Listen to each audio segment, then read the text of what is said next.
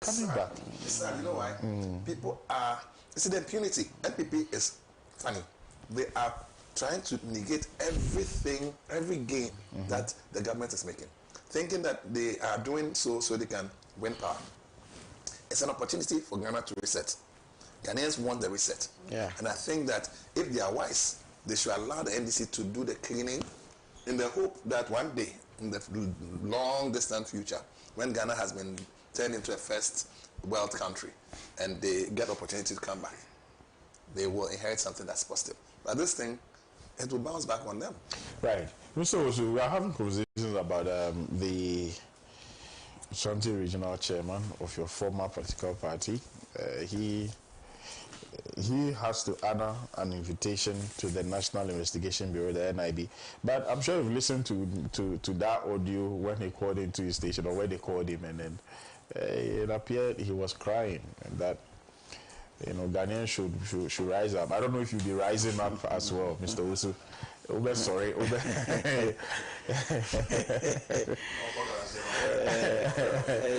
It's rather unfortunate. Let me greet your viewers once again. Greet my brother PD for holding the fort up to this time. I mean, nobody is above the laws of the land. That is the principle that we all operate with. We are invited to the police station occasionally. Whether you like it or not, you have to accept it. That is the power that has been given to the law enforcement agencies. So if Wontumi is a Ghanaian and it's not above the law and has been invited, I don't see why he must preempt. In any case, what does he know that we do not know? What does he feel he has done that he knows is against or offends the laws of the land, that he is crying ahead of time? Because if you are invited to the police station, the police is not a court. They are there to, as it were, take your caution statement. And so if you have not done anything wrong, I don't see why you must be afraid to honor any police invitation. Again, for him to have come out to let everyone know that he's been pursued by the police means he was aware of the presence of the police. Was it the case that he was refusing arrest? Because I have seen the police showcase a search warrant that they had. If a police comes to your house with a search warrant and he refuses to grant them access, does it offend the law? Does he have issues to answer? That is where we are now. But then, in terms of what he is supposed to have done, alleged to have done or not have done, it is a matter that is very common to all of us. See, the idea of galamsey, all of us know, is an illegality. Right. So when people say we must stop galamsey, I sometimes find it offensive. It's something that is illegal. We have to deal with it. We have to arrest culprits and not to negotiate. It's just like telling us that we know Bless is an armed robber, but we must negotiate with Bless for purposes of these discussions. How can we negotiate with an armed robber? The laws of the land must work. And has to work to perfection. We have been in this country where, what's the name? Erastus Azaredonko did a documentary in the Tano Nimere area, where it was established that indeed the Akonta mining were involved in an illegal mine. In fact, they had entered into the Nimere forest. And not just that, they were washing mercury into drinking water, river bodies. Maybe the people that he's calling, the Ghanaians that he's calling on them to rise up, he has killed all of them through his activities. So who is going to rise up? Those of us who are hungry, having drunk polluted waters from your activities that you are calling on us? It doesn't work like that. It does not work like that. In any case, who told him that is every Ghanaian that is interested in people that destroys the lands. When Ghanaians rose up against Galamsey, did he join us? He felt it was not necessary. So why must we, as it is coming out that the reason for his invitation has to do solely with, as it were, Galamsey. the Galamsey. So you want me to rise up to go and defend Galamsey when my position in the past has been to fight against Galamsey. Yeah. And if it is determined that you are involved in Galamsey, then I must rather rise up and come and chase him out and not to defend him. Go and see the footages, the video evidence of the sort of destructions that are happening in our environment. It's terrible. And you are calling on us to rise up. So we rise up for nothing. We cannot allow people to do things with impunity. I have said that this administration, if they care to know, might just go and pick Professor Fimfo Boateng's report that he gave to the former chief of staff that they did nothing about it, where he catalogued all the sins of the past administration, including some the MP for the NDC MP for Amenfi Central. You know, Professor Fimfo Boateng had been vindicated. Recently, which MP was caught on tape negotiating with the military? Was it not the same Amankwa? So anybody thought that Professor Fimfo Boateng just conjured some things together and put up a report, then that person must be coming from the moon. Pick that report, go after all those whose names were mentioned in the report for them to account for why they had the right to destroy the environment. We are told that you have, and these are just issues that are coming out, that alleged contracts that were given to him had also not been executed. These are matters that if you have not done anything wrong, go there and answer. After all, in court, you see, those that have never been to court, they think that the moment you go there, that you are pronounced guilty. You have to go through a lot of process. In fact, if you send someone to court, the onus lies on you, the accused, the plaintiff, to prove your case. Yeah. And proving a case is not an easy thing. So if, from how he is behaving, the only deductions that I can make is that he feels he has done something wrong. That is why he's calling on people to mass up. In any case, when he did, were people encouraged by his call? You saw only a handful of people. Because you see, I'm on various platforms. And I know how people are insulting his own MPP people. That when you were enjoying, did you invite us? When you were showing gold on live TV, did you invite us to come and take part in that gold sharing? Or did you give us our share? Claiming you did it on behalf of the New Patriotic Party is the reason why you are suffering. If anybody must suffer because of being an NPP person, then the first person that must suffer must be President Akufo-Addo. Because he was the president, he was the chief scribe. Followed by Dr. Mahmoud Bawumia, and then descending to the national chairman. You are only a regional chairman. This 2x4 populist tactics implemented in the past is not going to happen again. It's not going to happen. It's not going to happen. So I do not want to engage myself in his call. The call is unwarranted.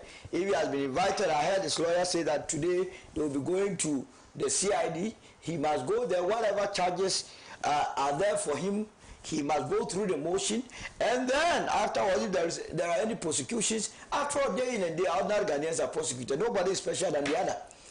This business of trying very hard to create a class society in this country will be resisted.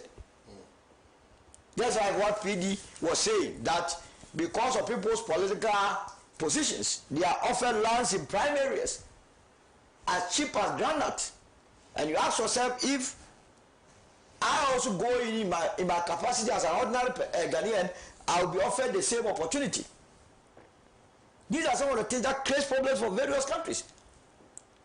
So he must go and answer for all his deeds.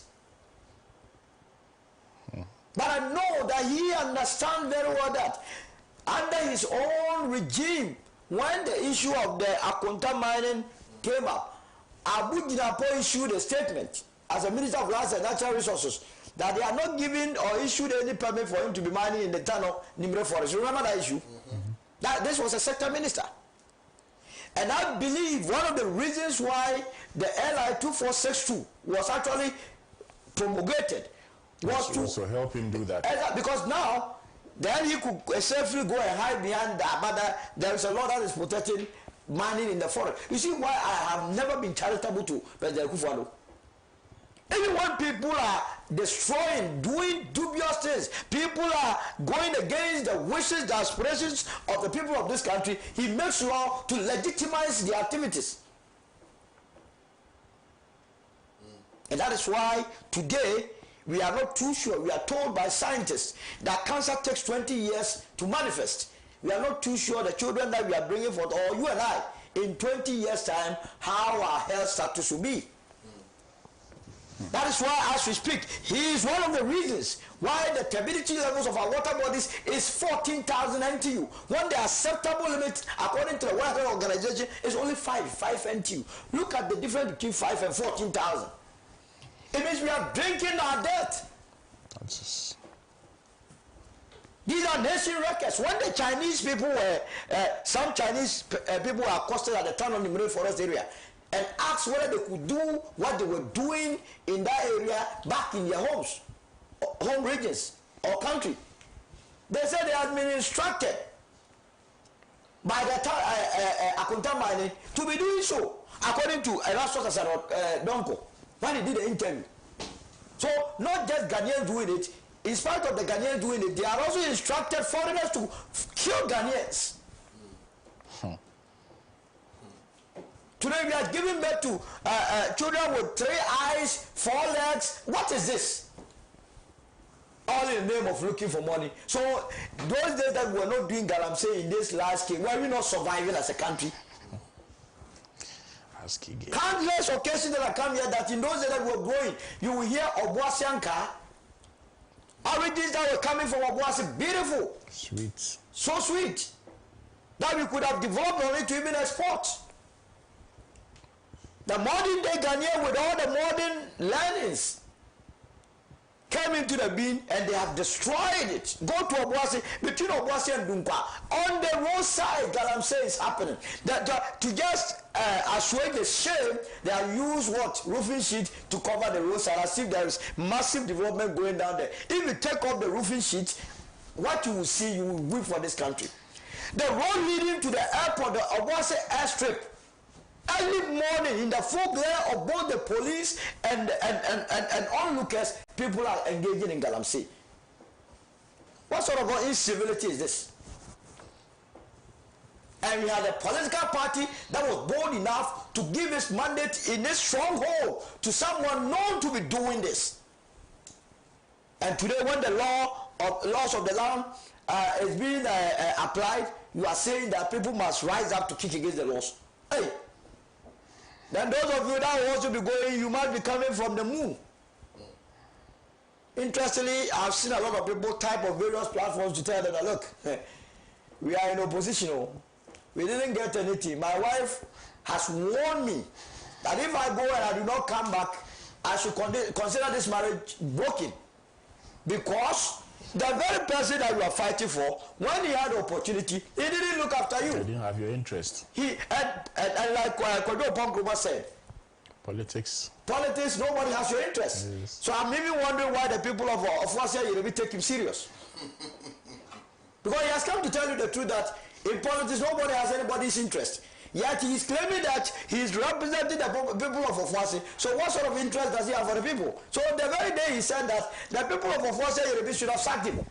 That's the lesson you claim, because he doesn't have your interest. Why must people be walking about with this useless philosophy that you are a politician and you don't have people's interest? So you are there to only deceive people. And I thought you have made a serious statement. If I were the one going to contest against him anywhere, in any contest, assembly election, parliamentary election, regional election, I will only play this tape to the people and tell them that this is a dead man who is saying that he will come and do this. Yet his philosophy is that in politics you don't have anybody's interest. So Wontumi, and if this was coming from Kojo Ponkruma, it means that has been the philosophy with which the MPP was operating and has been operating to date. So Wontumi in power does not have anyone's interest, but in opposition wants to create the impression. Do you believe for a moment that Wontumi's accounts that he claims have been frozen, you find money in there?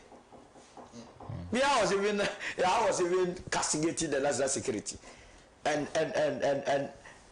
those that are frozen their accounts. I would be very surprised. I mean, from where I sit, one of the reasons why the city is even stabilizing, appreciating fast, is that those MPP guys who stole the monies and put it under their best, what's it, poly tanks and so on and so forth. They are changing the money. They want to run away. So the national security must tighten all the borders. They are changing the money. You get it? So I do not sympathize or empathize with Wontumi, especially when he has made it known to all and sundry that indeed he goes by his name, Wontumi. You know the meaning of Wontumi? You can't. You can't.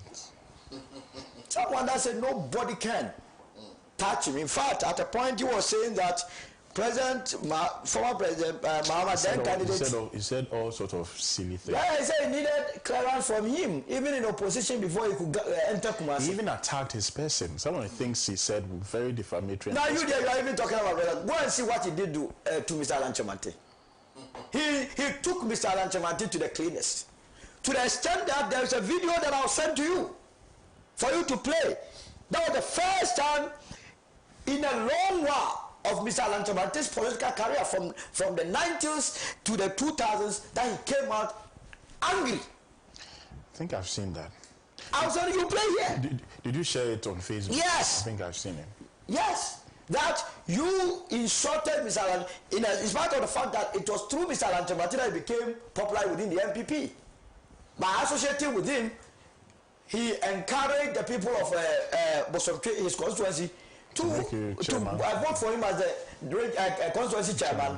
And when he was working hard, he also appealed to the various constituency chairmen within the Ashanti region that, oh, this young man is so vociferous, he can do the work, so consider him as a regional chairman.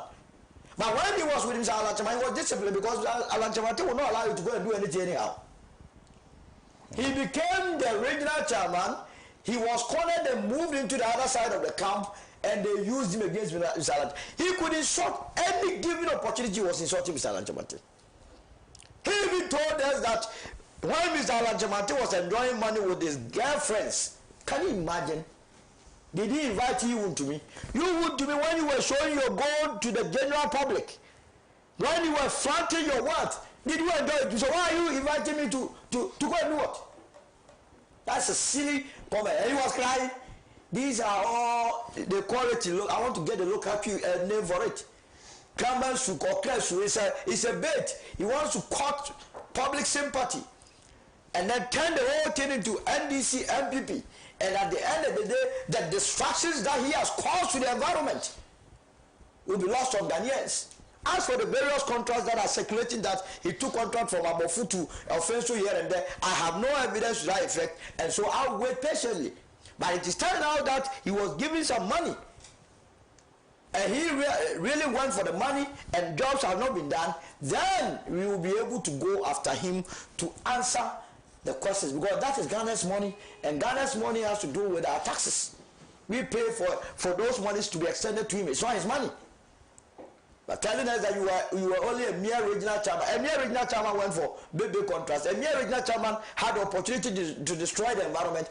That is why you have to even answer questions them all. And it is feeding into the various scenarios. Lord bless me, I have said that any ministry or agency that is yet to identify any rot under the former administration that they want to cover up. Take it from me. All the ministries were rotten.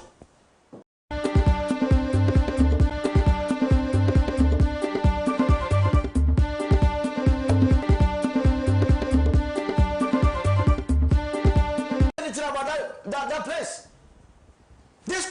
business. That's what I don't want to hear. And that is what is annoying the Ghanaian. Look, the Ghanaian is more interested in accountability. You know why? Because the Ghanaian has realized that the little resources we have, if we were going to spend it judiciously, we will not be where we are. You understand? All the work that this current administration is doing, if we are unable to tackle corruption, it will be cost 90. It's just like fetching water into a basket. So if you have come and taken over a place and rot has happened there, and because you want to do scratch my background, so you are also going to continue to steal. We are giving you the honeymoon up to July. If by July all the agencies do not come out with all the roles that has been identified, we will come after you. Because it means you want to play ball with them. All the agencies. Because it became the order of the day. Whatever you can lay your hands on in your sector, just grab it. Just grab it. Were you not in this country where you were told by the ministry, the Minister of Food and Agriculture, Dr. Akute Frieda, fertilizers were being transported out of this country through horses or something? Donkeys. Yeah. Donkeys were stealing fertilizers. What are they talking about? So, bless, we need to tackle it. And it will not be out of place for this government to do that. Coupled with the fact that now the economy is stabilizing. So if you begin to retrieve these loose monies, the monies that is in the hands of these people, if you don't control them, they will mess your economy for you. Because then they have the purchasing power. Yeah.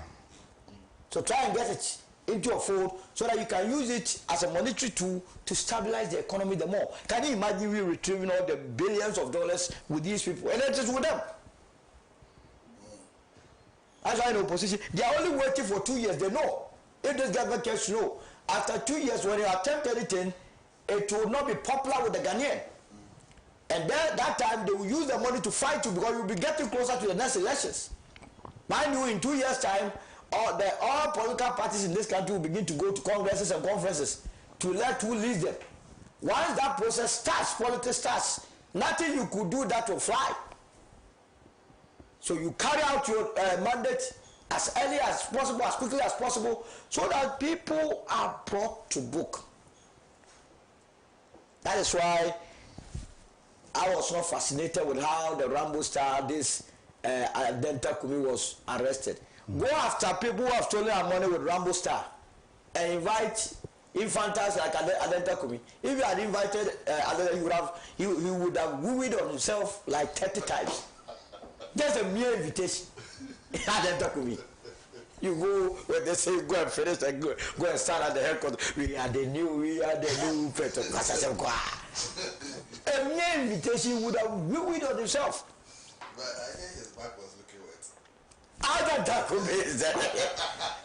Kumi. Oh my God, my God. Something else. I thought it was I don't do it. So, Wontumi and his rants don't take it serious. You know, he did that in 2013, a flight, when he lied to the entire country that he lost 500 excavators. Wontumi says he had 500 excavators. The Ghanaians believed it. 500 excavators. If you come at you, if you go and ask them 500 excavators today, they that are produced, they will tell you that wait for us in 2 years' time. What is he talking about? So let's leave it here and then let the security let's assume he was telling the truth, that he had 500 excavators. Yes. What was he using them for? That I'm saying. Thank you. Imagine the damage that those 500 So excavators let's even have take done. his word and deal with him. He has caused so much pain. excavators. If you go to the Tano Numere area, the sort of distractions. When you see some of the what is this? Police station by the roadside. What is this? It's happening. So if Mamo sang this song, Yanyara Assassin, what we are doing now is to destroy the land. If our forebears have done what the lives of Wontumi have done, would we have got it where we are? Would we be having a country called Ghana? This Syrian crave for money. When they get the money to, you don't know what they use it to. It doesn't reflect in anything.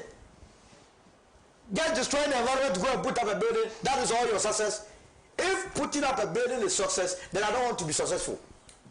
But when you put up a mansion, what area can you even sleep? Yeah, just some small part. Mobutu Sese Seko, the last time they were showing us his mansion, is rotten. At that time, he thought he was on top of the world. He's no more there. The mansion is rotten. Always say, let your lifestyle be to the public good. Defend public interest. And that is why I'm always in favor of his idea that he's fighting for the land.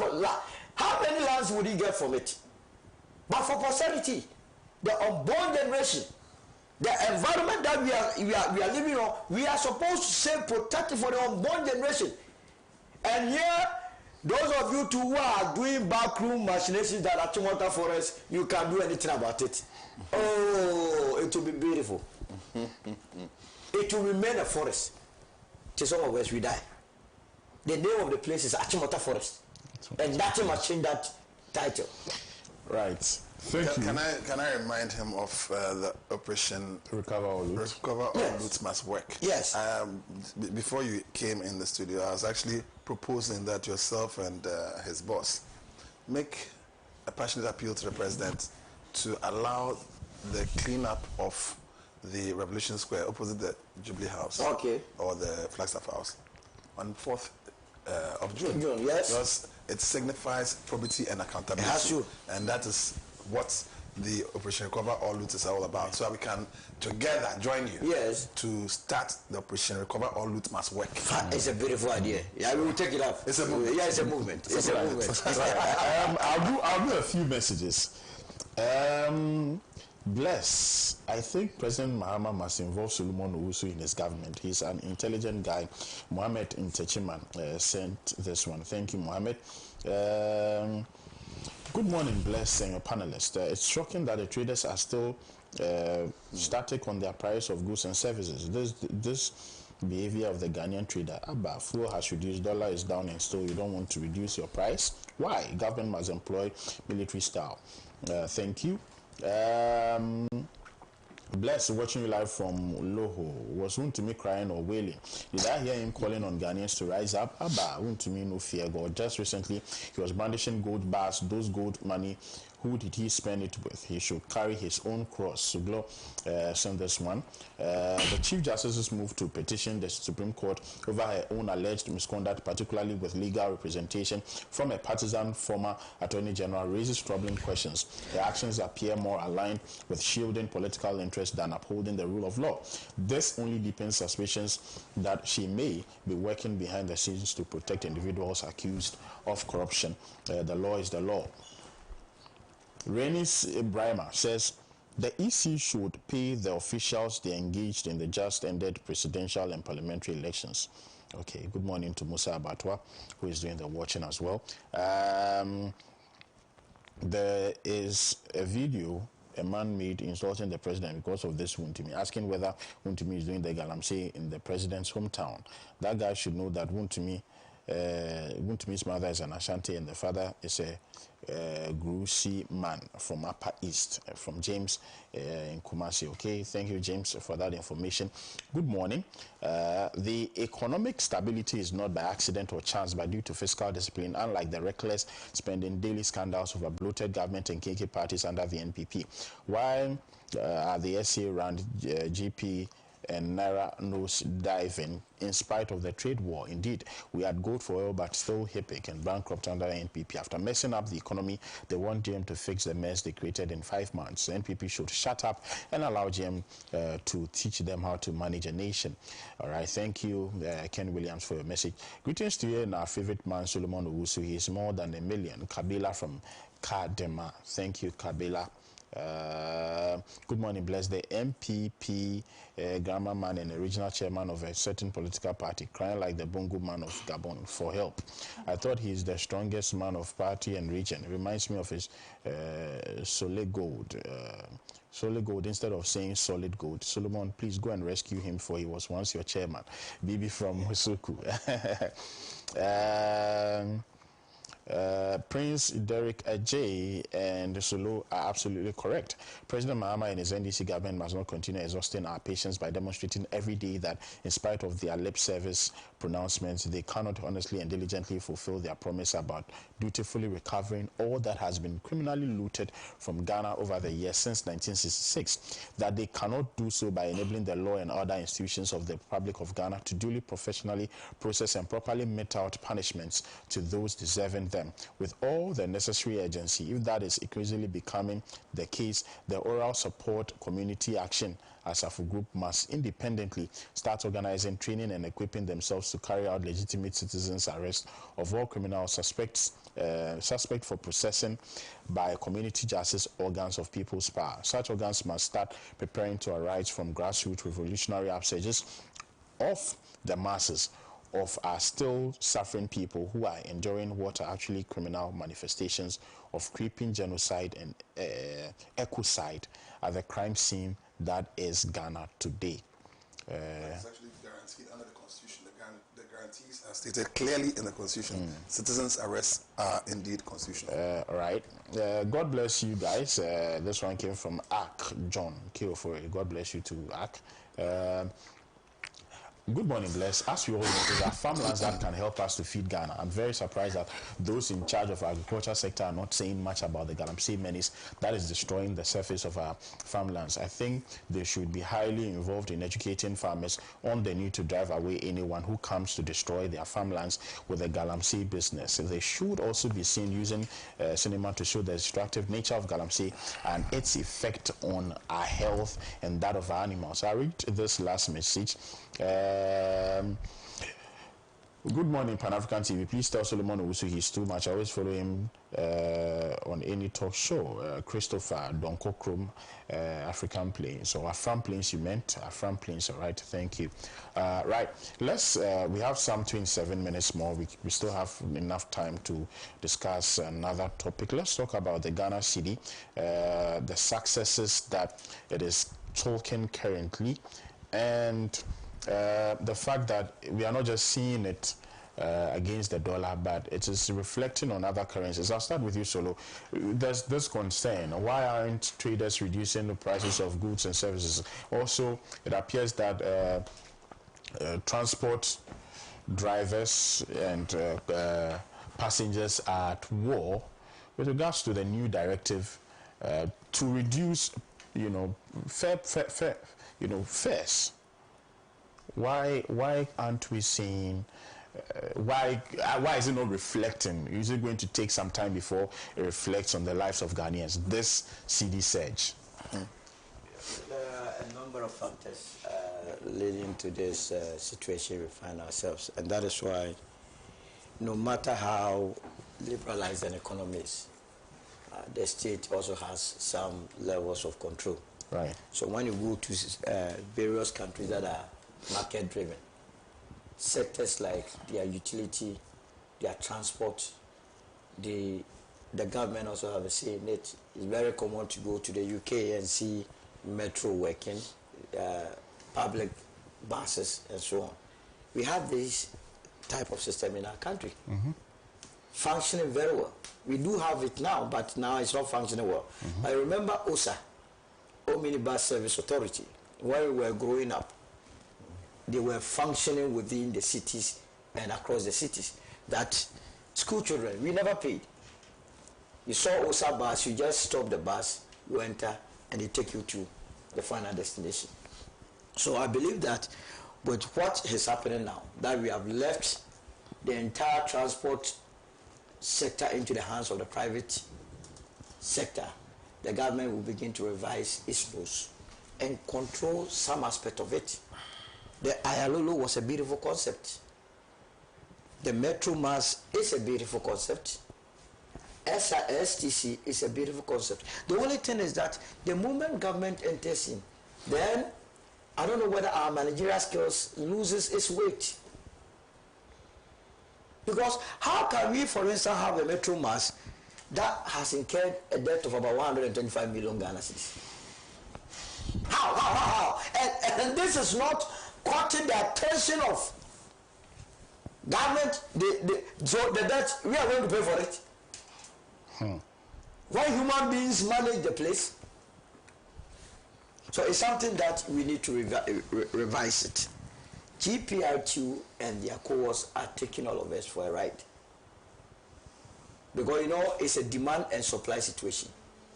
They have a weapon that if you decide to deal with them, we will not work. But that weapon is not enough. If they are not working, they are also not making the mass sales. So it means the Ministry of Transport must come in. Strongly, there has to be regulations in that sector. Formalize that sector. So that in unison, if transport fares are to go up, the government has a stake in it. And if it will go down, it has a stake in it. Right. They have always used increases in fuel prices as their base for us it were increasing prices. That's the case. So if your argument has always been that you increase prices because fuel prices have gone up and today is down, must you even wait for us to tell you that it has to go down? All of a sudden they have understood economics, so they are veering to other areas. Pass are expensive. How many times do you buy pass in a year? I am a transporter myself. Some of these things, and you see, what is so annoying about it is that the sales are not going to the car owners. Because if you ask them, ever since they increased their various prices, the sales they have been doing to their car owners, has it increased drastically? These drivers and conductors, they want to make money in a day more than anybody. So that is one aspect of the leg. The second aspect is that, yes, people may have gone to buy goods in the past using that rate. Yes. And the stocks are not exhausted. That is also a fact. Yes. And so in these instances, what has to happen is that the government and by extension the Bank of Ghana must take steps to reduce the policy rate. Because you see, a lot of people go to the bank to go and borrow to import these goods. Now when you go and borrow, they give you a repayment schedule. You understand? And the various loan agreements that are done between customers and the bank has a clause in there that says that most of the loan agreements that we have has a clause that when policy rate increases, your repayment will also increase by that factor. When it decreases, the repayment will also have to decrease. So what it means is that the government must also take steps to reduce the policy rate for it to affect repayment rate. So that when it affects the repayment rate, then that person who is complaining that he bought the goods at a certain price and so cannot reduce, will have no business going by that argument, because then how much you are supposed to pay to the bank has been reduced to take care of any reduction that will affect your product. That is where we have to look at it. And beyond that, you see, my whole attitude is that we have to look at how we will sustain this whole stability. Yeah. In fact, that is the key in this. How do we sustain it? And this is where your various manifestos, the plan that the Movement for Change has given to the president, and what's the name, National Development Planning Commission, the strategies they have, we must bring all these minds together to implement policies that will assure the sustainability of our city. And yet the first thing that comes to mind is concentration on agriculture. One of your testers made the point that there are vast lands there ready for agriculture. This is why government must redirect its focus. That goods or products that we have been importing that is causing us to expend more forex, we can have it in the interim. It wouldn't take much to be producing maize to feed our poultry farms, to get more chicken, to reduce importation of chicken, so that we can get healthy chicken to eat in this country. We use the maize itself to also prepare kenke. You remember in the days leading to the elections, how many times we made reference to a ball of kenke, a ball of kenke. Yeah. A ball of kenke can come down when indeed the production of maize is up, transport fares are down, and we have good roads. these things will lead it to a reduction. So this is where we don't have to rejoice in the fact that it's coming down, but our focus now must begin to shift to how we can sustain it by engaging in productive or investing in the real sectors where we make agriculture a priority. And once we do that, it will stabilize for that long period. And maybe in the future, I have floated it. I don't know how feasible it works with them in the Akufo-Addo's administration. I said it, and within the next minute, I heard him in a press conference attacking me indirectly. I have gone to say that from the UAE's model, hedging was a good thing, because having done business with them for 20 years, I realized that anytime you went there, the dirham to the dollar was pegged at 3.68. So even sitting here, if I'm going to do business, I can plan. So we must also consider hedging. The next moment, he was meeting the press at the Jubilee. Some people are suggesting that we must engage in hedging, and I said, what is this? So the governor of Bank of Ghana, together with him, must also look at the option or the idea of hedging, so that we can have stability in our currency. One of the problems with businesses is that in this country is that we can't plan. No businessman in this country can plan, because you plan with it's unpredictable. It's so unpredictable. How can we live in a world where you can't plan anything? So hedging for me must be considered using the UAE model. And once we do that, all that we are looking for, every morning that we come here and we talk and talk and talk, is for the betterment of this country. Not too much about who leads this country. If my brother is leading the country and the Ghanaians are hungry, what is the benefit of it? But if someone is leading and I am okay, after all, Article 36 is so clear that the business of any government is to make the citizens happy. Once everyone is happy, we are good to go. And that's what I would say. Right. Prince Vijay. Well, The first, city. Sorry? The city. Yeah, I think that the stability of the city is good. The strengthening of the city against the dollar is even better. And I'd commend the governor of the Bank of Ghana and the finance minister to a large extent for the collaboration of those two entities in ensuring that the fiscal and monetary policies are in sync and are working to yield results that are showing. And I think also that the global issues that are also causing some of these things to happen across the world cannot be discounted. However, there are countries that are not enjoying that so-called global, phenomenon that is hurting the dollar. And so it cannot be said that nothing is happening and it's only the global situation that is causing the city to appreciate against the dollar and other currencies. To the price reduction component, as in including the transport sector, I think that one of the first 120 days social contract issues, and that one was even pegged at 100 days, was the removal of or scrapping of some taxes and levies. And that included that on vehicle parts, especially for some agricultural and industrial equipment. And that has happened. And I think that the transport sector should be hailing these interventions by President John Dramani Mahama. The focus on agriculture is also very clear. And I think that we must not look at just the fact that he reduced his ministries, but there's a heavy should I say, agric, harmonization in various ministries. So you look at the Ministry of Trade, for example. In addition to the existence of the agric ministry itself, the agribusiness component of the Ministry of Trade is to ensure that agric and agribusiness is factored or it's at the fore of the thoughts of the trade minister, even as he, engages in policy formulation and all that.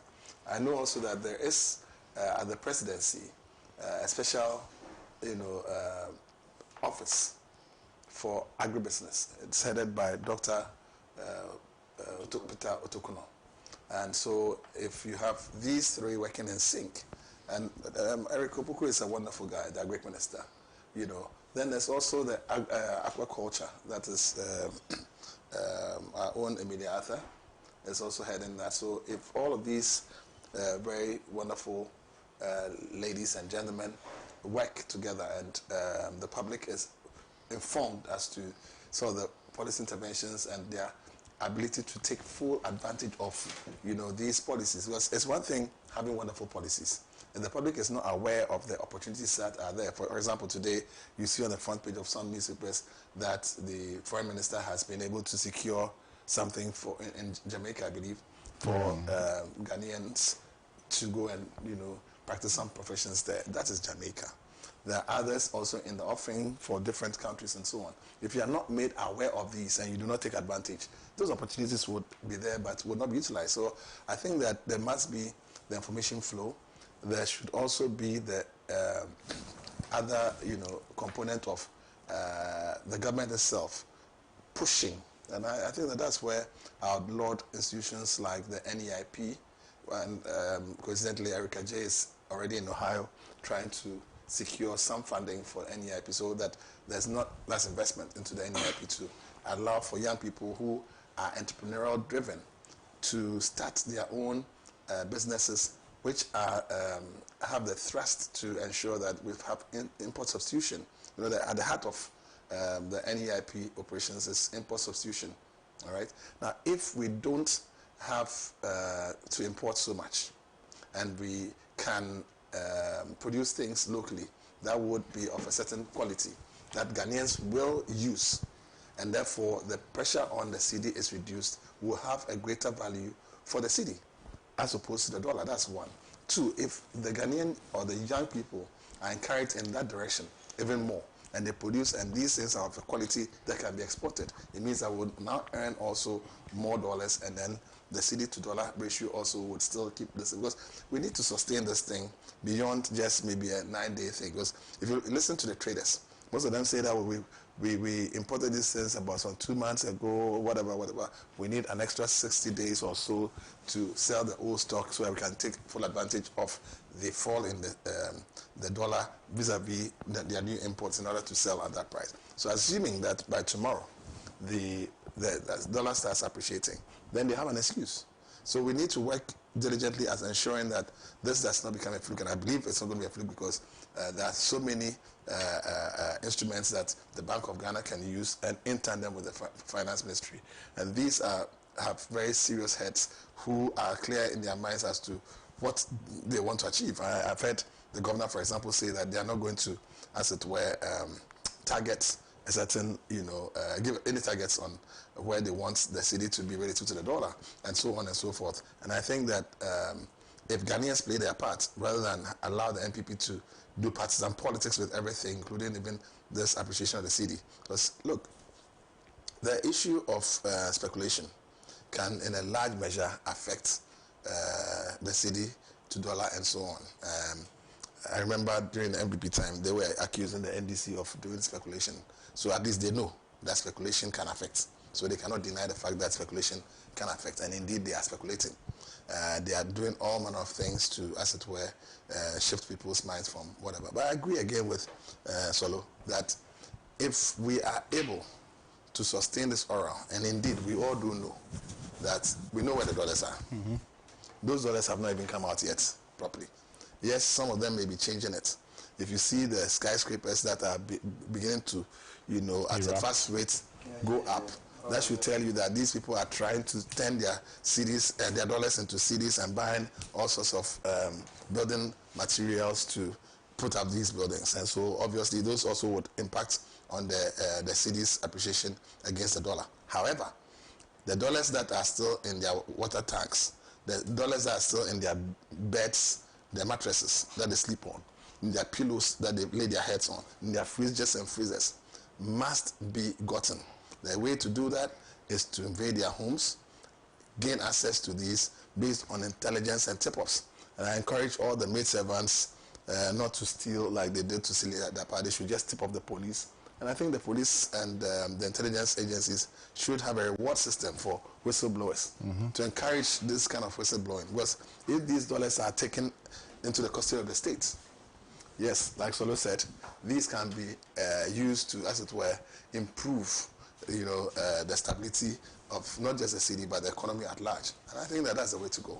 But the president is focused, his ministers and appointees are focused and are doing what is necessary. The public must be brought in tandem, and I think that the fourth estate, which is the media, have a role to play. Civil society also has a role to play.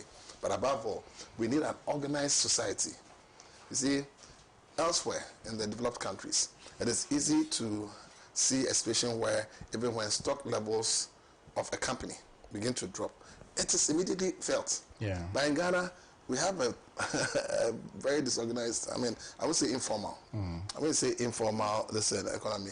It actually defeats the real thing. There's a disorganized system. Right. So in the transport sector, yes, you may have the GPRT and Protoir, and then the concerned, what about those unions?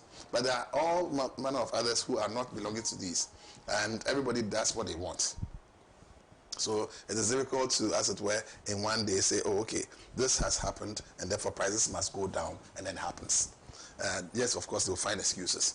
But then again, I agree again with him that, and I do know that there are some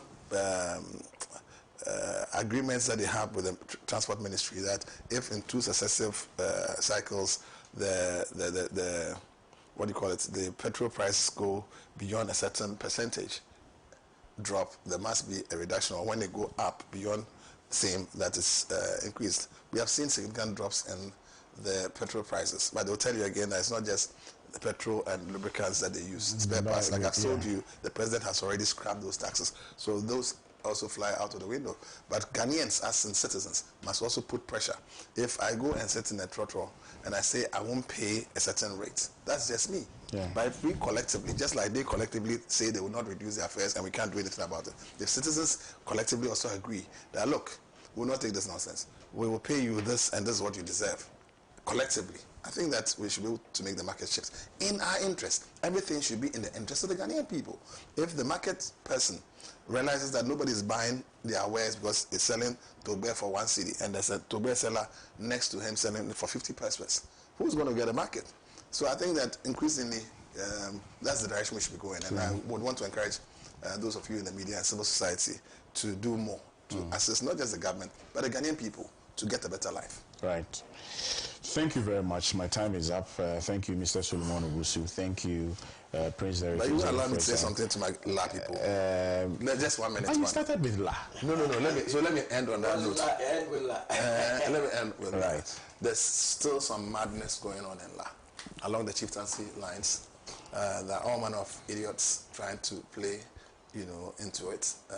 It's not necessarily all La indigenous. Some who are not, and for selfish reasons, because they want to appropriate some of these lands or have already appropriated some of these lands, and the courts have deemed it La lands and not other people's lands, and so they are still machinating through to get chieftaincy institution destabilized.